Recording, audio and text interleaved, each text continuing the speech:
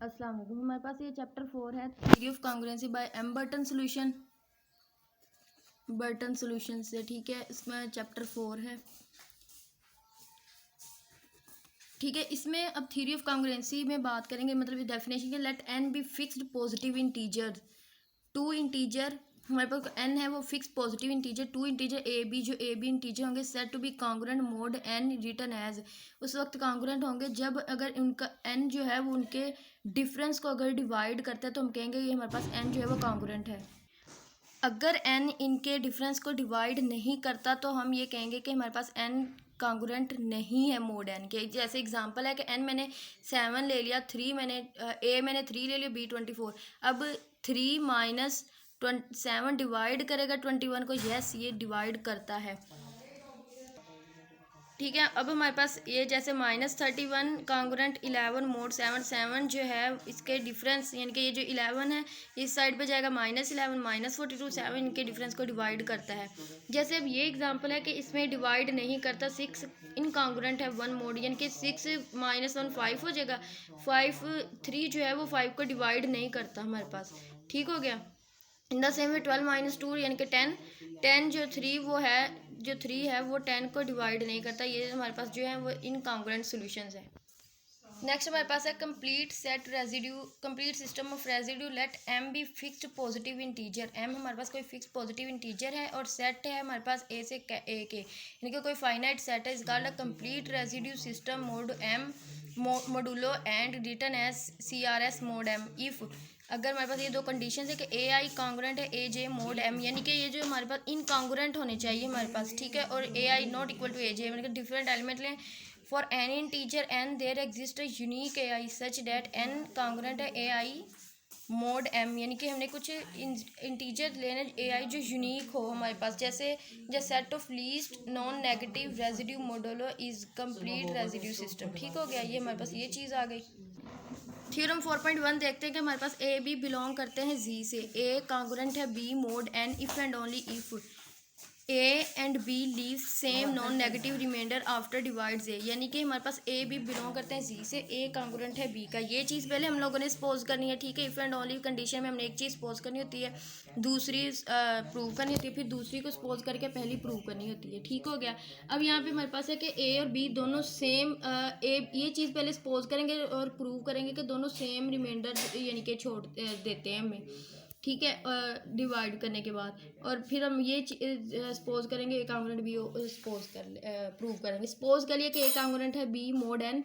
अब हमें पता है कि जब एन वो इनके डिफरेंस को डिवाइड करता है, ए माइनस बी, इसको हम इस तरह लिख सकते हैं इक्वल टू एन Q1 जो हमारे पास यानी कि इस तरह है ना, ये a divides b is equal to a k, और जो के होता है वो किसी इंटीजर से बिलोंग करता है। ठीक है, इस फॉर्म में इसको भी लिख लिया हम लोगों ने।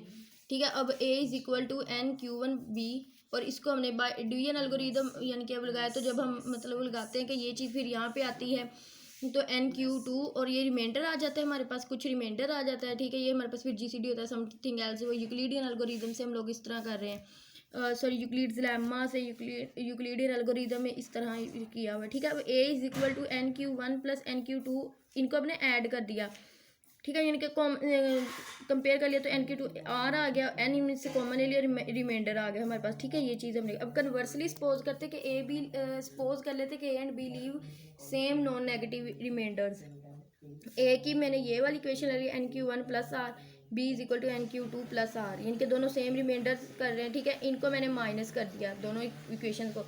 ये मेरे पास आ गई इक्वेशन 1 और ये मेरे पास आ गई इक्वेशन 2, इन दोनों को मैंने माइनस किया। ए माइनस बी, एन मैंने कॉमन ले लिया, K1 माइनस K2,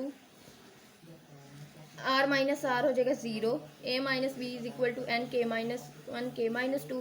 जो एन है वो इनके डिफरेंस को डिवाइड कर रहा है। ये मेरे पास कुछ इंटीजर्स आ गए हैं। ठीक है, जिनके ए कॉन्ग्रुएंट है बी मोड एन मेरे पास आ गया।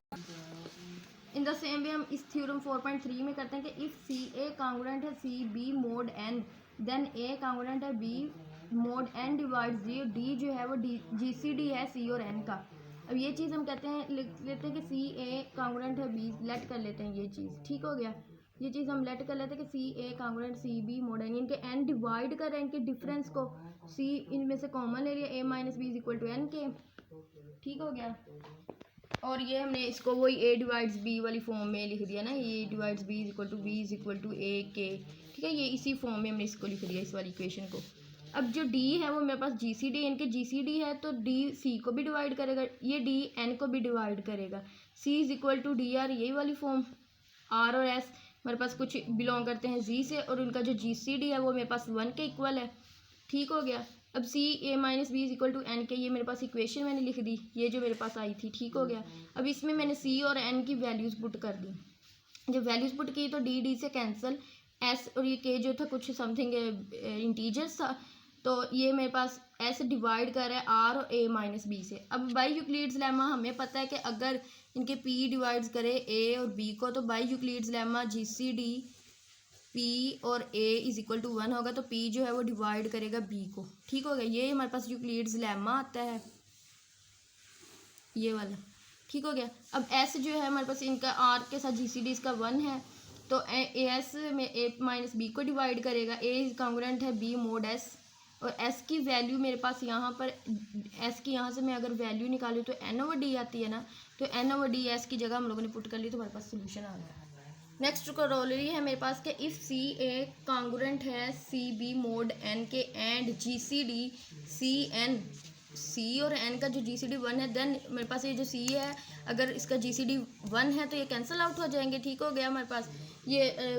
तो फिर ये ए कांग्रुएंट है बी मोड एन के होता है हमारे पास, ठीक हो गया। ये करोलरी आगे नेक्स्ट क्वेश्चन में यूज़ होंगी। अब नेक्स्ट करोलरी 2 है कि इफ़ सी ए कांग्रुएंट है C B mod P and P जो है वो सी को डिवाइड नहीं करता, P is a prime number, then A congruent है बी मोड पी आ गया हमारे पास।